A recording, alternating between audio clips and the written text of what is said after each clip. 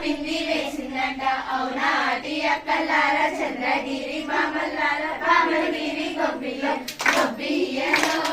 గొబ్బియలో గొబ్బియలో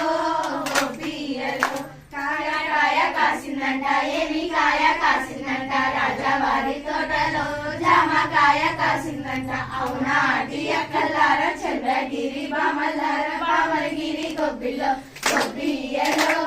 గొబ్బియలో గొబ్బియలో